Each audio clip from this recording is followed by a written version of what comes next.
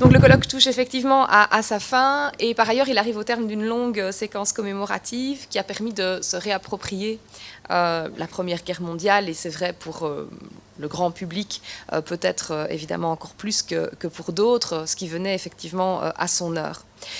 Et séquence commémorative, il faut le noter, qui a déjà donné lieu à des considérations aux dimensions réflexives qui vont sans doute se poursuivre. On peut penser à ce qu'ont déjà écrit Chantal Kestelot, par exemple, ou Nico Bouters, d'autre part. Ça a également été l'occasion de lancer toute une série de projets de recherche qui ont mis en évidence beaucoup d'interdisciplinarité. Je vois Geneviève Warland qui est ici, notamment le projet MEMEX, par exemple, qui associe des chercheurs de diverses strates des sciences humaines. Alors ils ne sont plus là nécessairement aujourd'hui, mais il y a eu aussi toute une série de jeunes docteurs, finalement, parce que le nombre de thèses défendues dans une logique qui était partiellement une logique commémorative est assez importante et certains ont communiqué au cours de ces derniers jours. Sans compter toute une série d'instruments, par ailleurs, et pour beaucoup d'entre eux en ligne, qui accompagnent le tournant digital, comme on dit, de notre discipline et qui permettent d'accéder aujourd'hui aux connaissances finalement les plus renouvelées de manière extrêmement aisée et en de multiples langues.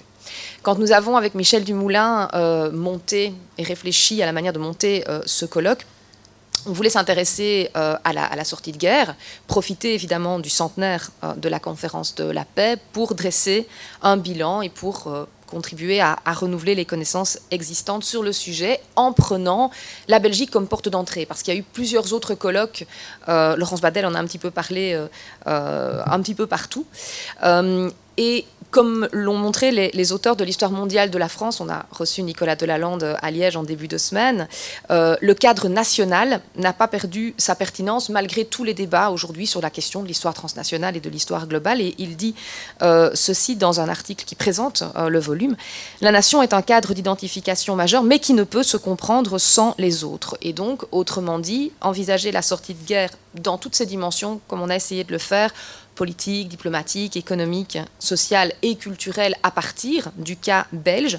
Mais ça n'est pas du provincialisme ou de l'histoire à l'ancienne, pour peu que l'on puisse envisager d'insérer ce cas belge dans un ensemble plus large et que l'on puisse concilier différentes échelles en pistant les connexions et les circulations. Et je crois que c'est ce que nous avons réussi à faire ces jours-ci, un peu d'autosatisfaction. Fait toujours du bien. Nos présidents de séance, que je remercie, ont été, entre autres, évidemment, les garants de ces perspectives croisées ou de ces perspectives décentrées. Gerd Kromeich qui est toujours parmi nous, Laurence Badel, Christophe Brul et Francis Ballas, issus donc d'horizons différents, de générations différentes, qui ont contribué au débat avec la richesse que procurent des points de vue et des formations différents. Je pense aussi à remercier, même s'il n'est plus là, Sylvain Schirman, d'avoir planté le décor de manière efficace et percutante en évoquant le champ des possibles que laissent finalement des traités que l'on peut interpréter de manière plus ou moins souple ou ouverte, mais aussi déjà en traçant ce que d'autres ont fait, des lignes de réflexion au-delà même de la Seconde Guerre mondiale. Alors les enseignements que l'on peut tirer de nos travaux de ces 2 jours et demi, il me semble qu'il y a 5 axes qui se dégagent. Tout d'abord, diverses contributions qui ont montré et rappelé que la Belgique, pendant la guerre et à Versailles, ne parlait pas toujours d'une seule voix au moment de ce qui était quand même son baptême du feu diplomatique. Les nombreux protagonistes, leurs difficultés de communication, leurs profils divers, leurs générations ont été finement analysés par Vincent Delcor, par Pierre-Luc Plasman, Vincent Genin, qui ont insisté sur les interactions entre la pléthorique délégation belge à Versailles, le roi, le gouvernement, les diplomates et les hauts fonctionnaires, et qui ont soupesé l'importance des relations interpersonnelles et l'enjeu d'une bonne préparation des dossiers en amont. Michael Owers, lui, a prouvé que la nouvelle génération de diplomates belges étend ses ambitions impérialistes coloniales au terrain européen, notamment en dénonçant la neutralité. Quant à Vincent Lagnol, qui n'était pas là, mais dont on a lu donc le texte, il a montré comment les intérêts et les revendications belges étaient aussi jugés par les Alliés à l'aune des divergences de vues intra-belges, de demandes parfois irréalistes et de la découverte par la Belgique de certaines pratiques diplomatiques. Ça me paraît être le premier axe. Deuxième axe, la question de la circulation de l'information, des connexions entre le monde politique des partis parfois peu structurés, effectivement, des groupes parlementaires, les lobbies, les groupes de pression, et le monde médiatique au sens large. Là, les contributions de Wim Klinkert, d'Emmanuel Gerhardt et Francis Ballas, dans son style imagé, ont insisté sur les questions d'information, de rétention d'information, de propagande, d'action sur la presse et sur l'opinion publique, de sources directes et indirectes, en lien notamment à la campagne annexionniste, que j'ai essayé également d'éclairer via mon étude de presse. La question de la censure et du secret des débats fait de cette période d'immédiate après-guerre un terrain très particulier pour une approche de l'opinion publique et même de l'opinion parlementaire, réduite à la portion congrue. Comme l'a dit Emmanuel Gerhardt, elle était davantage notaire que décideur. Troisième aspect, la centralité des questions économiques dans la réalité et dans le discours de la sortie de guerre. L'historiographie accorde une importance primordiale aux revendications territoriales qu'ont rappelé Wim Klinkert, Francis Ballas ou Philippe Beck, mais ce sont en réalité les intérêts matériels dont l'urgence est tout à fait prédominante. On peut évoquer d'abord la question des biens allemands sous séquestre, dont Pierre-Alain Tallier a bien détaillé les divers enjeux entre préservation des droits privés individuels, exigence de la relance économique et pression de l'opinion publique. On peut penser aussi à la question des réparations, dont Roland de Portereux a souligné la dimension fédératrice et qui a été assumée par un petit groupe d'experts soudés à la conférence, puis à la commission interalliée, et a plutôt témoigné, là pour le coup, d'une gestion belge relativement efficace.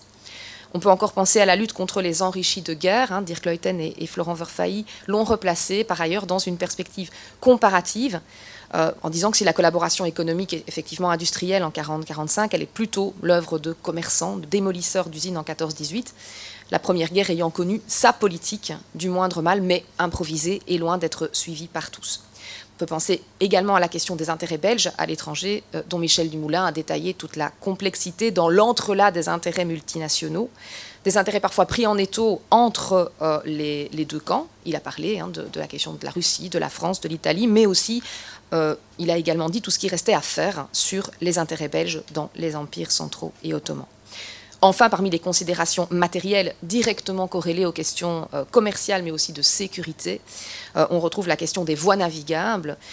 Et Étienne Deschamps a bien décrit l'entrée de la Belgique dans la Commission centrale pour la navigation du Rhin et notamment son rapport de force avec les Pays-Bas. Quatrième articulation, l'entrée dans un monde nouveau. La conscience d'avoir vu s'effondrer un monde ancien et l'espoir d'en voir naître une version meilleure est présente dans les élites, mais aussi chez les anonymes, comme Emmanuel De Bruyne l'a montré en analysant 110 carnets intimes. Il l'a dit surtout issus de la bourgeoisie, et il s'y révèle concernant Versailles une mise à distance de la réalité diplomatique jusqu'en mai-juin 19, jusqu'au moment de la signature du traité, puisque ce sont les aspirations à la paix et à la fin de la guerre qui dominent effectivement totalement les esprits. Cette conscience d'un monde nouveau peut aussi être mesurée aux désillusions, aux espoirs, aux tensions identitaires et politiques. On les décèle dans la littérature. Laurence Boudard a parlé de ces 40 nouvelles revues littéraires francophones en 4 ans, dont les animateurs, parfois si divergents dans leurs opinions politiques, veulent contribuer néanmoins à ce monde nouveau ou à cette nouvelle Belgique. On les décèle aussi, Dieter van den Broek l'a dit, dans certaines formes d'humour désabusé des littérateurs activistes de gauche anversois, qui mêlent aussi combat artistique et combat politique. On les décèle dans les milieux scientifiques et historiens qu'a analysé Geneviève Warland, ou encore dans le sport de haut niveau, mais aussi, je l'ai bien noté, avec la dimension artistique de ces Jeux olympiques d'Anvers, par ailleurs vitrine commerciale, l'a expliqué Dries Van Isacker. En fait, c'est toute la question du boycott de l'Allemagne dans l'organisation d'un monde scientifique et sportif sans les pays vaincus, qui ne va pas s'en susciter des controverses, par ailleurs, des avis divergents. Est-ce que le sport, est-ce que la science sont universelles au-delà des questions politiques, ou ces questions politiques sont-elles liées à ces dimensions? Alors, les tensions identitaires, elles sont déjà présentes durant la guerre, elles émergent aussi du discours spirituel tenu dans l'Église. Luc Courtois a proposé un texte autour du cardinal Mercier, peu présent toutefois sur la question de la conférence de la paix, il l'a dit, ou dans les hautes sphères maçonniques. Ce sont les travaux d'Anaïs Mas qui s'y consacrent, et dont on a bien vu que la cloison n'était pas étanche entre le monde politique et le monde religieux et, dans ce cadre-ci, le monde maçonnique par ailleurs, autour, par exemple, de la personnalité de Charles Magnette. Le monde nouveau, enfin, c'est la réflexion sur ce que doit être une armée de service généralisée en temps de paix dans un pays qui a renoncé à sa neutralité.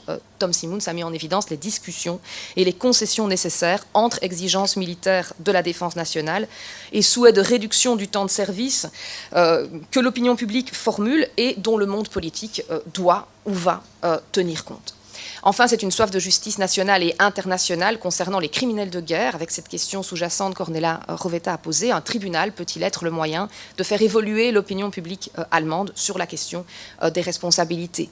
En termes de droit international encore, Pierre-Olivier Debrou a rappelé qu'en matière de droits de l'homme, les droits sociaux avaient précédé à Versailles les droits civils et politiques, or peut-être le respect des minorités. Quant à Pierre Tilly, il a évoqué les réflexions sur le bon gouvernement colonial et le bien-être indigène, que l'on consent avoir discuté au niveau international, mais qui doivent se plier au pragmatisme, pas de contraintes, pas de doctrine. Enfin, dernier point, l'axe des imaginaires et des représentations du rapport à l'autre. À travers des revendications territoriales souvent mal comprises, la Belgique se forge une image étrange, qui de victime devient en fait, sinon bourreau, du moins très arrogant, très exigeant. Le droit des peuples à disposer d'eux-mêmes est un argument que les Belges manient avec une grande ambiguïté, sinon une grande maladresse. Philippe Beck l'a étudié en rappelant les arguments culturels, historiques, linguistiques, puis sécuritaires et économiques qui ont conduit à l'annexion de cantons allemands. Wim Klickert a insisté sur les réactions négatives de l'opinion néerlandaise face aux demandes d'annexion belge, pressant le gouvernement de La Haye de se positionner. Charles Barthel a insisté sur la volonté belge de régler via l'annexion du Luxembourg les problèmes de concurrence industrielle et sur son désir de reconquérir un terrain gagné par l'Allemagne juste avant la guerre.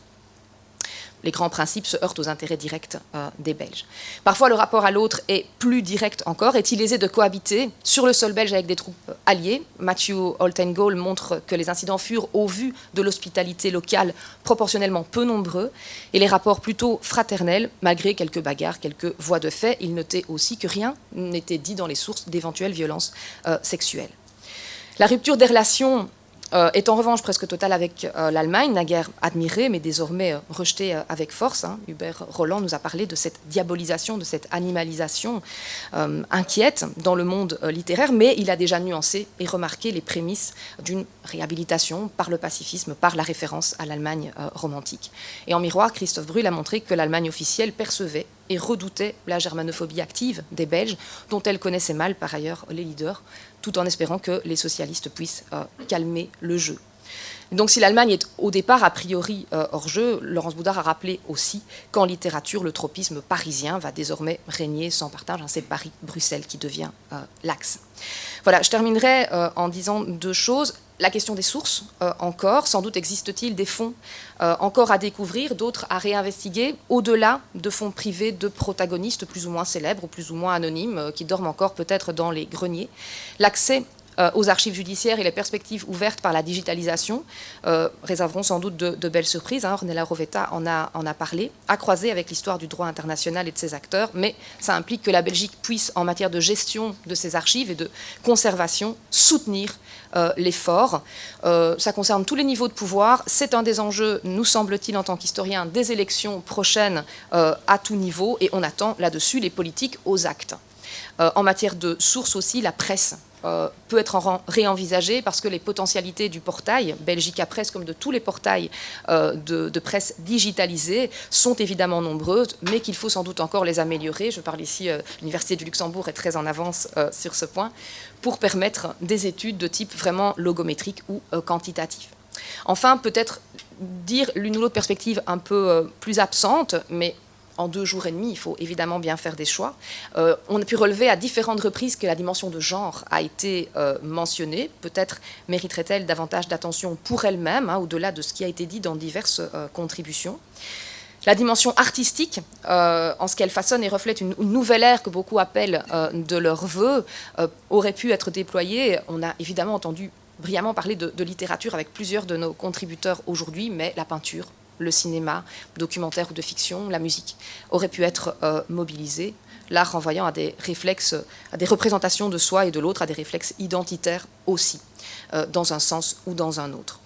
Enfin, peut-être que le monde ouvrier, voire celui des classes moyennes inférieures, qu'il s'agisse de le saisir par le prisme des faits politiques, suffrage universel ou de la réduction du temps de travail, aurait pu aussi être évoqué. On a entendu Pierre-Olivier Debroux sur Versailles et les questions ouvrières, mais comment ces réflexions étaient-elles concrétisées ou vécues par les principaux concernés?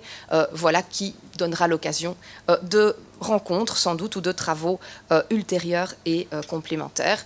Il me reste à remercier l'Académie royale de Belgique et son secrétaire perpétuel pour leur accueil et pour leur aide logistique au nom de l'ensemble du comité scientifique et organisateur, et à vous remercier une nouvelle fois très sincèrement en notre nom à Michel Dumoulin et à moi-même pour votre présence et votre participation active à ce colloque dont les actes, nous l'espérons très vivement, seront publiés dans les mois à venir, et pour les contributeurs, nous leur enverrons bientôt toutes les précisions à cet égard. Voilà, je vous remercie.